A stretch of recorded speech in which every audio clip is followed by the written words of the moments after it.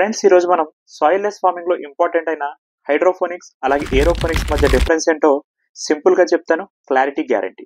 Hydroponics లో మనకి main గా ఈ మొక్కల యొక్క రూట్స్ అనేవి న్యూట్రియంట్ వాటర్ లో డిప్ అయి ఉంటాయి.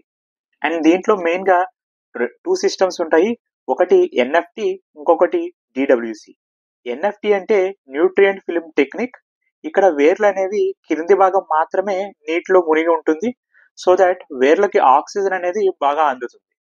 ఇంకా డిడబ్ల్యూసి అంటే డీప్ వాటర్ కల్చర్. ఇక్కడ వేర్లు అనేవి పూర్తిగా నీటిలో మునిగి ఉంటాయి, అందుకు ఆక్సిజన్ అందదు కాబట్టి ఆక్సిజనేటెడ్ వాటర్ నే మనం న్యూట్రియంట్ వాటర్ కింద సప్లై చేయాలి. అండ్ ఈ హైడ్రోఫోనిక్స్ అనేది కంపారిటివ్లీ సింప్లీ, అలాగే మెయింటెనెన్స్ కూడా యూజర్ ఫ్రెండ్లీ. ఇంకా ఏరోఫోనిక్స్ విషయానికి వస్తే ఈ మొక్కల యొక్క వేర్లు అనేవి గాల్లో వేలాడుతూ ఉంటాయి.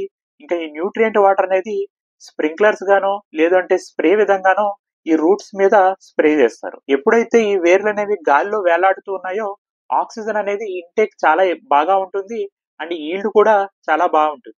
అయితే ఈ ప్రాసెస్ అనేది కొంచెం కాంప్లెక్స్ అనే చెప్పాలి.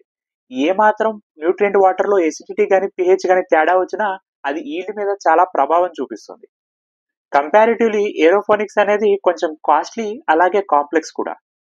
అండ్ ఫైనల్ గా హైడ్రోఫోనిక్స్ సెలెక్ట్ చేయాలా, ఏరోఫోనిక్స్ సెలెక్ట్ చేయాలా అనేది మీ బడ్జెట్ అలాగే మీ స్పేస్ అండ్ ఈల్డ్ రిక్వైర్మెంట్ మీద ఆధారపడి ఉంటుంది. ఇంకా నేనైతే మన పైలట్ ప్రాజెక్ట్ కి ఏరోఫోనిక్స్ ని సెలెక్ట్ చేసుకున్నాను. ఇంకా మరి మీరేం సెలెక్ట్ చేసుకుంటారో మన కమెంట్స్ లో మెన్షన్ చేయండి. మన సాయిల్ లెస్ ఫార్మింగ్ జర్నీలో మరింత కంటెంట్ రాబోతుంది. మన ఛానల్ అయితే ఫాలో అయిపోండి. Once again, R of forms.